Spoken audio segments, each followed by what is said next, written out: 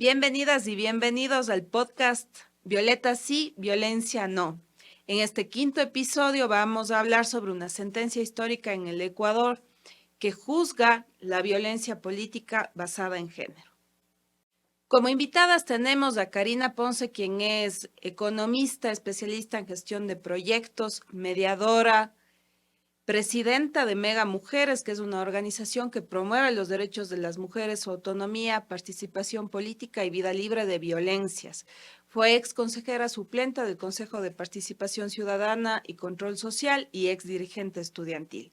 Asimismo, nos acompaña la abogada Ana Gómez Orozco, quien es parte de la Asociación de constitucionalistas del Ecuador, de abogadas feministas, experta en patrocinio penal y patrocinio social y víctimas de violencia intrafamiliar en la Defensoría Pública, consultora de proyectos para prevenir y erradicar todo tipo de violencia en razón de género y promover la participación política de las mujeres. ¿Cómo afecta la violencia política contra las mujeres a la democracia? A ver, las mujeres somos parte de la sociedad, por ende la democracia no puede existir si es que nosotras no existimos en ella. La violencia política merma nuestra participación, hace que nosotras cada vez queramos estar en menos espacios o tomar menos espacios, y cuando los tomamos tratan de arrebatárnoslos, y precisamente por eso la violencia política merece ser sancionada, porque a veces llega a un punto en el que, como toda violencia, se naturaliza, como las relaciones de poder ya están establecidas de cierta forma y ese es un deber ser, entonces se nos hace creer y nosotras llegamos a convencernos de que así es la forma de actuar. Por lo tanto, terminamos cediendo ante una persona autoritaria o cediendo espacios de poder, cediendo espacios de toma de decisión, y básicamente no existe visión de las mujeres, no existe una visión de parte de nosotras para ejercer el poder, ni para hacer política pública, ni para transformar en sí a los problemas sociales que tenemos.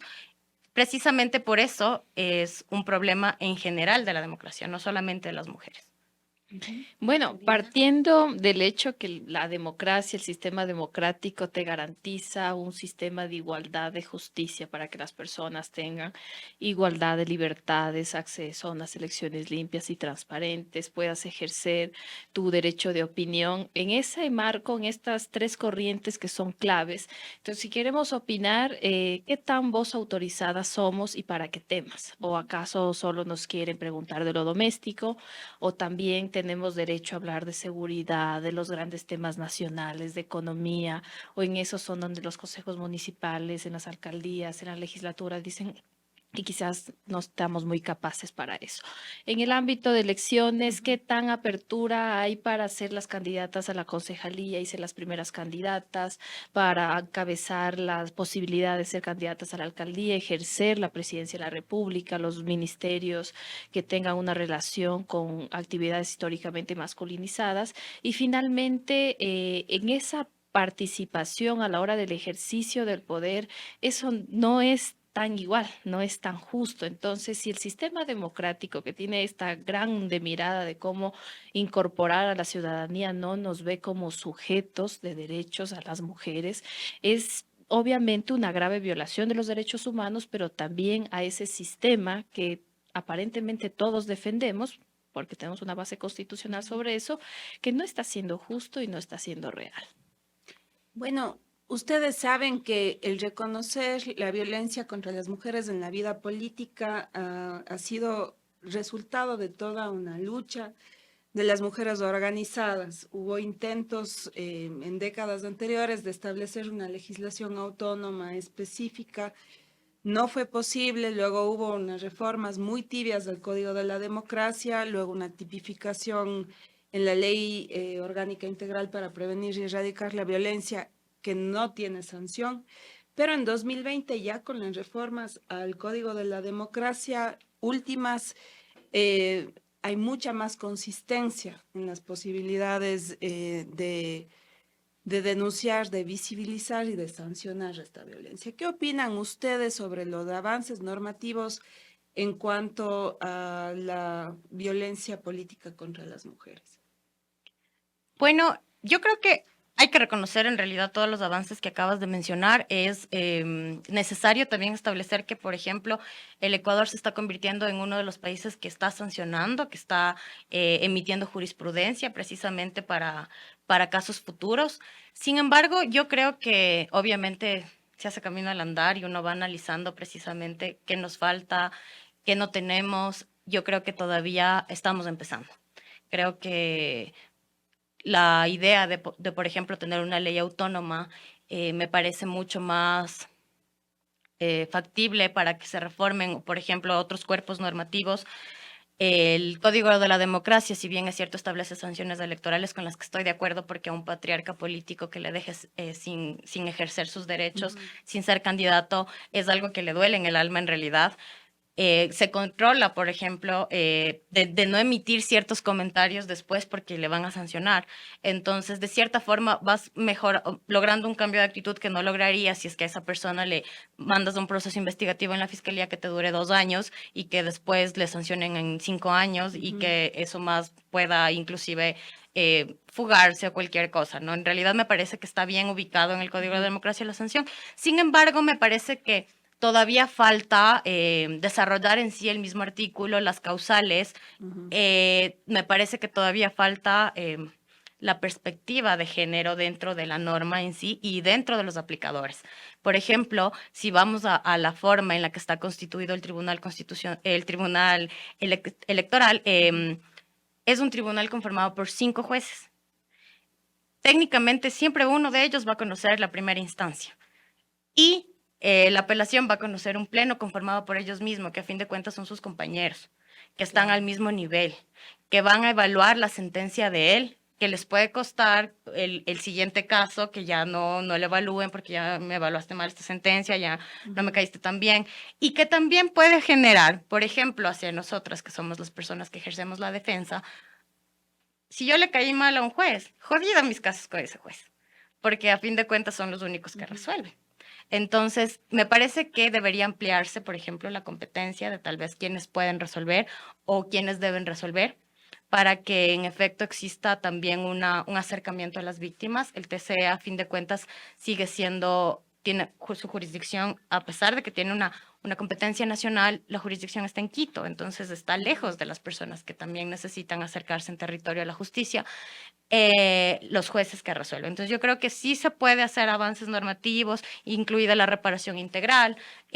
Por ejemplo, no hay reparaciones en muchas ocasiones que van a reparar a la víctima, por lo que nos toca, a la par del juicio de violencia política, iniciar acciones de protección para que sí le reparen los derechos violados. Entonces, me parece que falta todavía desarrollarse, a pesar de que reconozco muchísimo el avance y que creo que principalmente estar ubicados en donde estamos nos da la oportunidad de poder analizar qué nos falta. Excelente. ¿Qué opinas de esto, Bueno, Karina? hay una oportunidad grandísima. Es primero que contamos ya con la legislación desde febrero de 2020. Segundo, como ha dicho Anita, contamos ya con jurisprudencia en el país y que le puede servir como referente también a la región. Pero otro hecho es que nos ha servido como una propuesta de unidad, porque las mujeres, indistintamente del partido, indistintamente del cargo que tienen, sea concejala, alcaldesa, asambleísta, viven la violencia política, les cruza la violencia política a la hora que quieren al interno del partido disputar una posición o defender sus ideas, defender la forma en cómo tiene que llevarse la estrategia en el Parlamento, en el Consejo Municipal. Entonces, esto yo aspiro que permita generar la unidad y madurez suficiente para que nuestras representantes en el legislativo, si están interesadas en mejorar esta legislación, porque el Código de la Democracia permanentemente pasa en reformas, siempre pasa en reformas, ahora están cruzándose en las nuevas reformas, lo que hay que desde sociedad civil, las organizaciones de mujeres, defender que lo que está bien hecho se pueda sostener y más bien ir perfeccionando estas novedades que Anita nos comenta en el ámbito jurisdiccional para que, por ejemplo, aquí hago una pausa, cómo controlamos, cómo se puede sancionar los jueces que retrasan mucho las causas? Porque eso puede desmotivar las denuncias de violencia política también. Una causa demora más o menos un mes, de acuerdo al reglamento de trámites, y termina durando un año, entonces desmotiva. Y decía entonces que esta unidad defendida, porque varias han vivido la violencia política, inclusive han llegado a pedir audiencia al Grupo Parlamentario por los Derechos de las Mujeres o a otros despachos para decir esto es lo que estamos viviendo y necesitamos que nos apoyen haciendo el uso de fiscalización y control político para ver qué ocurre con las instituciones que están vulnerando, inobservando o haciendo caso omiso a estas realidades y no actúan. Entonces, obviamente es una herramienta fundamental que, insisto, hay que también saberlo usar, porque el momento en el cual no tengamos una claridad sobre qué es violencia política y qué no es violencia política, y cuando quizás se malutilice el discurso de la violencia política, puede desprestigiar esta garantía que nos ha costado y sobre todo a quienes han venido impulsando desde muchísimos años que esté legislada.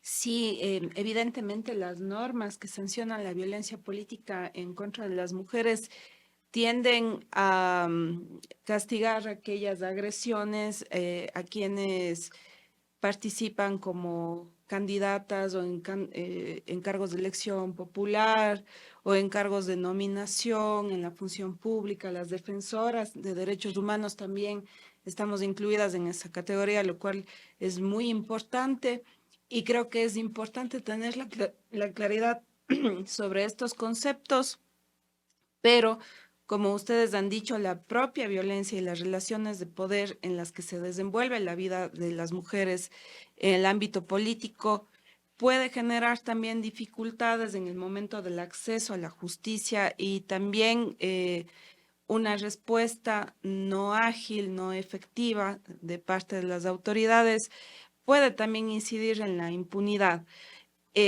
¿Ustedes creen que la impunidad en la prevención, en la investigación, en la sanción de estos casos genera o desincentiva la participación política de las mujeres? Totalmente, totalmente porque va desde nuestra vida personal, ¿no? Esta violencia a veces sí nos atraviesa todo. Por ejemplo, ayer estábamos con una compañera viceprefecta que ha sido víctima de violencia política en el GAD por parte del prefecto, pero además este proceso político a ella le costó el matrimonio, porque el esposo hace un mes aproximadamente le dijo, ya no aguanto esto, y como que asoma.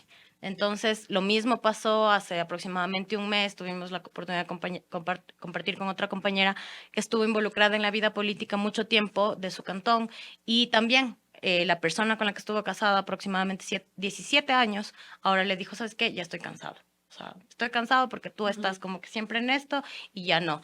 Y nos cuesta la vida personal, pero también nos cuesta la vida política. ¿Por qué? Porque nosotras estamos en esto soportando. Y si no aguantas, débil, porque no estás hecha para la política, porque la política es violenta y tienes que soportarlo. Entonces te van desincentivando porque si aparte de todo no vas a lograr lo que estás por lo que estás peleando, estás por otro lado perdiendo la familia, estás perdiendo el espacio, estás perdiendo la pareja, los hijos y además estás peleando contra un sistema que contigo no cambia.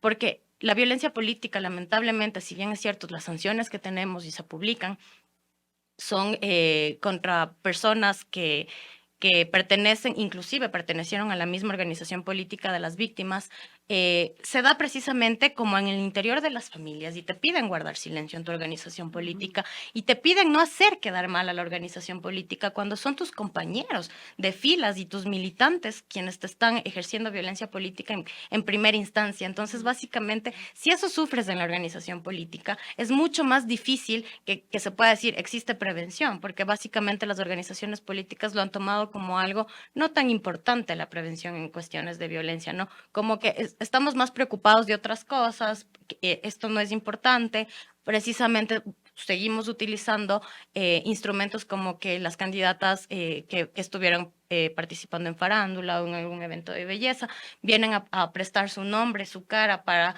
las elecciones y cumplir con ciertas reglas. Sin embargo, a las mujeres que están militando y se están preparando en sus organizaciones políticas todo el tiempo, no son tomadas en cuenta precisamente porque son catalogadas por cuestionar, por alzar la voz, por no dejarse, ¿no? Entonces, obviamente ellas reciben el primer espaldarazo ahí en la organización política, el segundo espaldarazo en la familia, totalmente desincentivadas y llegan a poner una denuncia y encima la denuncia se demora un año sin tramitarse. Entonces, básicamente se les van cerrando todas las puertas y simplemente deciden para qué. O sea, ¿vale la pena en realidad? ¿Qué estoy logrando? Es una cuestión que a ellas en realidad les permanentemente les mantiene en la duda de continuar o no continuar con la vida política. ¿Y crees, efectivamente, como dice Anita, yo estoy completamente de acuerdo que la impunidad incide en que ya no queramos participar? Muchas mujeres ya no quieren, otras sí. ¿Qué opinas de esto, Karin? La impunidad y la indolencia también, porque recordemos que una legislatura se compone de 137 voluntades, entonces te violentan en la comisión, pero tienes 10 colegas que hacen el resto. Alguno de ellos pudiera decir, señor presidente o señor asambleísta, ¿qué le ocurre? ¿Qué tipo de expresión es esto? Rechacemos, comunicado de inmediato, pedido de sanción. O sea, ese espíritu de cuerpo del cómo reaccionar, o a nivel de los consejos municipales, tus colegas concejales, decir, señor alcalde, le pido respeto para la señora vicealcaldesa o para la concejala, o las mismas compañeras del consejo municipal y decir, rechazamos su actitud y vamos a suscribir un documento conjunto, o a nivel del periodismo también de cómo la opinión pública va orientada a decir en los medios de comunicación, rechazamos estas actitudes, señor alcalde, creo que usted se le ha ido las palabras en esta entrevista, al contrario, ¿y usted qué opina? Pero la señora, ¿es verdad o no que tiene 4 o 5 maridos? O sea, es como la sociedad entera también tenemos una responsabilidad aquí de indolencia, como lo dijo el alcalde, lo dijo esta asambleísta, y como al tener estas características, entre esas la masculinidad, obviamente naturalizado está, o para eso tienes que, como dice Anita, bañarte en aceite, que dejarte pasar si no eres débil. Entonces, a mí me preocupa muchísimo eso, el cómo vemos con indiferencia ese punto. Y el segundo, en cambio, y es una vez que eso está ahí, que tenemos la expresión de la violencia política durante el ejercicio, no solo pierdes ese proyecto de vida donde te dices, yo creo que soy buena en esto, lo estoy haciendo bien, tengo una base social que me respalda, sino que las políticas también tienen invertido en ellas formación, porque primero vas aprendiendo en el ejercicio de la política, segundo, muchas de ellas obtienen procesos de formación extracurriculares, cursos, asesoría, o sea, se están proyectando hacia su capital político porque quizás piensa la reelección o ir a otra dignidad, y de repente la violencia te dirigen porque tienes esa proyección. Pero si tú eliges el camino de la sumisión, capaz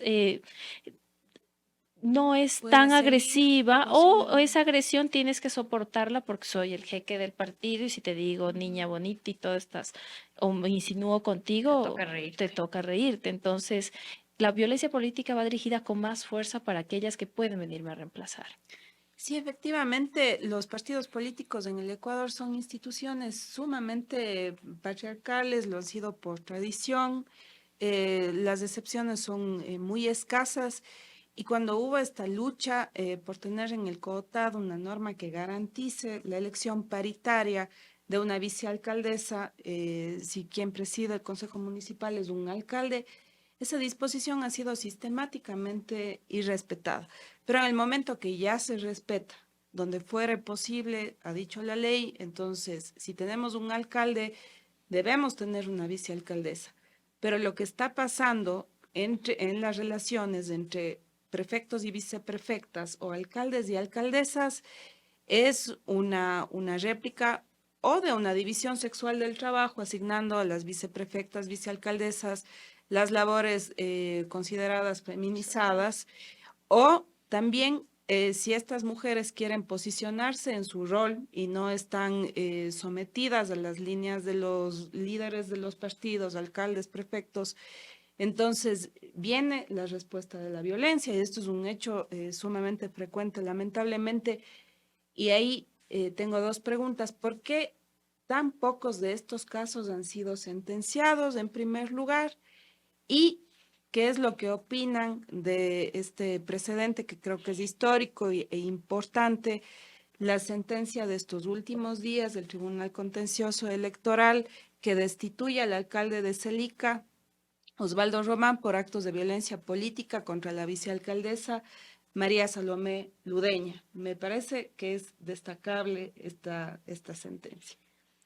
Bueno, yo creo que hay muchos factores. El primero es precisamente que no hay denuncias, porque denunciar es un proceso súper duro. Es como todo proceso judicial, llega a ser muy revictimizante. Las personas que se han animado a denunciar, nosotras actualmente tenemos 3 sentencias que son de las 4 que se han logrado a nivel nacional, 3 son nuestras, pero las 3 personas que decidieron denunciar han tenido con nosotras un acompañamiento más allá del judicial. Nos ha tocado estar con ellas en un acompañamiento psicológico, en un acompañamiento administrativo, de decirles qué tienen que hacer en este momento, vea, pida este oficio, pida esto, lo de acá, porque ellas están solas. Entonces, yo creo que es el sentirse solas, porque lamentablemente aquí antes yo podría destacar que había bastante, podría decirse un poquito más de unión, ¿no? O sea, han habido muchas cosas que han ido separando los movimientos de mujeres de cierta forma. Y, por ejemplo, las mujeres que se encuentran en ejercicio de poder y viviendo este tipo de violencia se sienten solas. Entonces, no tienen cómo denunciar, me parece que es uno de los factores principales, o no se animan precisamente por lo revictimizante que puede ser el proceso y no tienen quien les sostenga en el camino, ¿no? Es algo muy fuerte, la verdad, porque además de eso, el momento en el que tú te estás enfrentando a la persona a la que te estás enfrentando, como en el caso de te enfrentas al alcalde siendo vicealcaldesa, te estás enfrentando a quien maneja el poder en tu cantón, a quien maneja a los jueces en tu cantón, a quien maneja a las instituciones en tu cantón. Entonces, básicamente, estás enfrentándote al poder sola. Y es algo muy fuerte o sea, que desincentiva la denuncia en sí, más allá de la participación política, también la denuncia. Y por eso es imposible que lleguen a haber procesos con sentencia. Con respecto al proceso en sí, yo creo que también tiene mucho que ver, en primera, que se está tratando en el área contencioso electoral y es un área distinta, eso es una rama diferente del derecho que básicamente a veces los colegas la tratan de la misma forma que tratan la justicia ordinaria y ahí es donde hay errores. Por ejemplo, en la justicia electoral, para poner un ejemplo bastante práctico, son válidos todos los días y horas para la presentación, notificación, cosas así. Entonces, a veces cuando estás en periodo contencioso electoral, te notifican un domingo de noche y te dan, qué sé yo, 24 horas, 48 horas para responder, dependiendo de los términos que estén ahí, y tú tienes que responder en un feriado, por ejemplo. Y hay veces en las que las personas se les va. De hecho, antes de las primeras sentencias, hubo denuncias presentadas por la Defensoría del Pueblo que fueron archivadas por no completarse a tiempo, por ejemplo. Entonces, creo que es un poco también que va con parte de desconocimiento del proceso también, pero además, ya cuando está ahí y ya está hablando precisamente del caso de María Salomé, el caso de María Salomé tuvo muchísimas vueltas. Para tener una sentencia tuvimos un año de espera, pero primero nos quisieron archivar también el proceso. Tuve que apelar el archivo del proceso. Acabé con el pleno porque eran solo 5 jueces. Entonces, para la conformación del nuevo pleno se tuvo que convocar a con jueces.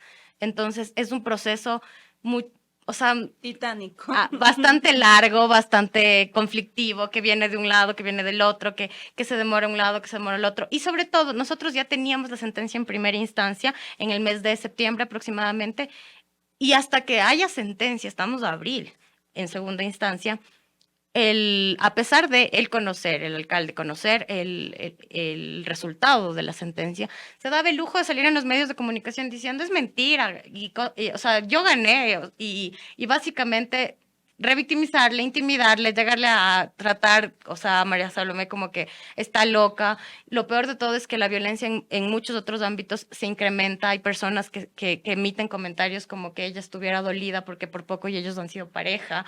O sea, desvirtúan todo. Entonces, cuando estás sometida a eso, precisamente es súper fuerte. Entonces, necesitas mucha convicción para continuar con el proceso. Y yo creo que es parte el proceso es fuerte dentro del área jurídica, dentro del área legal, y soportarlo también es muy fuerte. Entonces necesitas una contención enorme para querer llegar al final y decir, necesito seguir peleando, necesito tener una sentencia y voy a seguir trabajando por ella. Increíble el trabajo de estos equipos profesionales interdisciplinarios que acompañan a las mujeres políticas. ¿Qué opinas de este caso, Karina? Bueno, puedo compartirte que el trabajo que hemos hecho finalmente después de un año permite hacer esta sistematización que te ha mencionado muy bien, Anita, porque ha sido este acompañamiento de las conversaciones, del intercambiar en espacios de opinión, de darle a conocer a través de los medios de comunicación, de ser injustamente paciente. Creo yo que lastimosamente María Salomé ha tenido que ser impaciente de manera injusta porque es horrible decirle a alguien, no sé cuánto va a tardar, porque no debería tardar. La justicia electoral dice que en un mes tiene que salir, pero es públicamente conocido cómo se encuentra en términos de credibilidad el sistema judicial en nuestro país y eso no es exento el Tribunal Contencioso Electoral.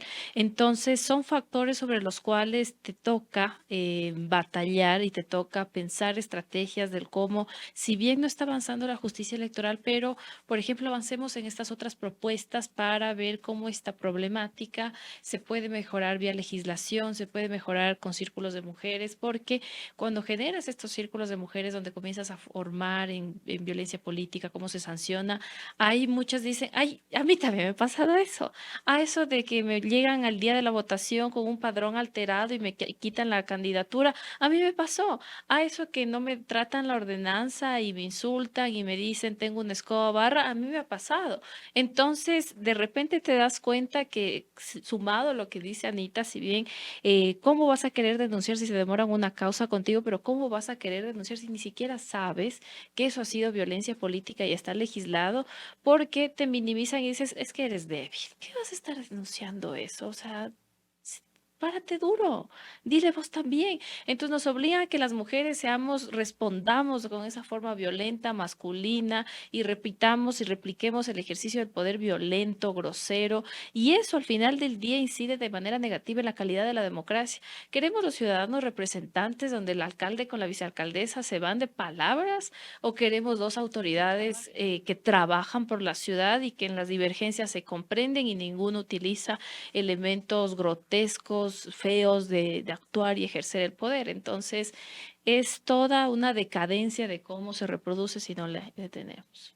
Sí, yo creo que a medida que va aumentando la participación formal de las mujeres en la vida política, porque esto ha sido todo un proceso de lucha, porque hasta hace pocas décadas las mujeres simplemente no figurábamos en el espacio público. Entonces, seguimos siendo de alguna manera unas recién llegadas a la política y cuando vamos, proponemos, tenemos un perfil, una voz.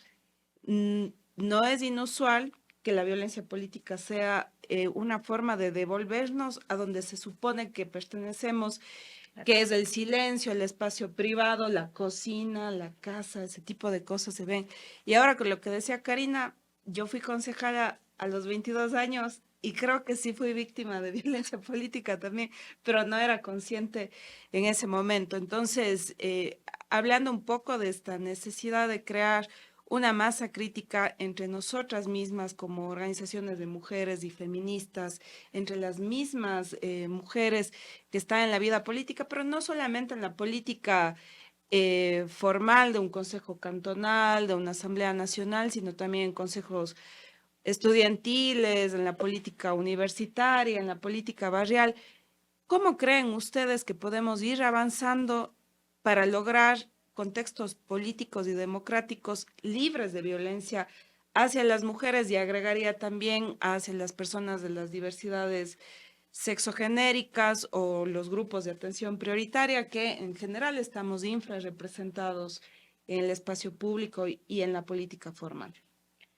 Yo creo que deberíamos retomar una agenda común. Yo insisto en que estas divisiones innecesarias entre movimientos, entre organizaciones, entre este feministómetro que a veces inventan de que si has trabajado en el año 1 con cierta persona X ya no puedes porque yo soy de la pensamiento Y y no se puede y no podemos llegar a un acuerdo, es recuperar precisamente lo importante que es que existan acuerdos. O sea, nosotros no podemos trabajar o lograr un cambio verdadero si es que entre nosotras mismas no estamos unidas, si es que entre nosotras mismas nos estamos poniendo el pie, si nosotras replicamos los patrones patriarcales del peor enemigo de una mujer es otra mujer, aun cuando queremos trabajar por las mismas causas. Creo que precisamente eso es lo que destaco mucho de la Coalición Violeta, que somos varias organizaciones trabajando por lo mismo y trabajando juntas, arrimando el hombro, porque se trata de eso, se trata precisamente de que si queremos lograr un cambio a largo plazo y permanente,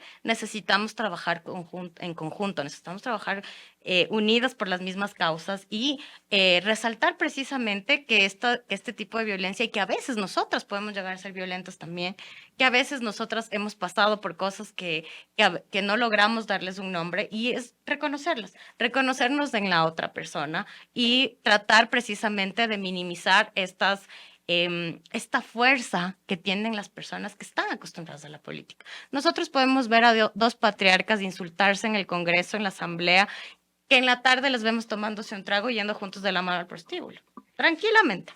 Pero nosotras no nos perdonamos lo que nos hicimos hace 20 años. Seguimos sacando en cara que nos dijimos gorda hace 20 años. Entonces, esas cosas creo que nos debilitan y necesitamos tener una agenda común. Muchas gracias, Anita, por esas palabras finales. Y Karina, tenemos un minutito para cerrar. Bueno, Un mensaje final y respuesta a esta pregunta. Bueno, la unidad siempre va a ser la salida, la suma de fuerzas, de ideas, de esfuerzos, de conocimiento, sabiduría, de intergeneracional inclusive, pero encaminadas a esta agenda que comenta Anita, pero metidas dentro del Plan Nacional de Desarrollo. Si no vemos una forma integral de la vida misma, en la economía, en la seguridad, a las mujeres nos siguen reduciendo que solo peleamos los temas de violencia y no es cierto. O sea, nosotros estamos peleando los temas de la vida, los temas que nos corresponden, cómo van a resolverse nuestros medios económicos, nuestra forma de la educación, en todo el ámbito de la vida. Entonces, esa es la respuesta y no hay por dónde perderse, es unidad y es esfuerzo intergeneracional. Muchas gracias, ha sido un placer conversar Igualmente, con usted. Igualmente. Muchas gracias. Para nosotras. Muchas gracias por acompañarnos a todas, todos y todes. Les agradecemos por haber estado en este episodio del podcast Violeta sí, violencia no. Este episodio es retransmitido en Spotify por La Tinta Violeta S, un canal de la Coalición Nacional de Mujeres del Ecuador. Soy María José Machado y nos vemos en el siguiente episodio.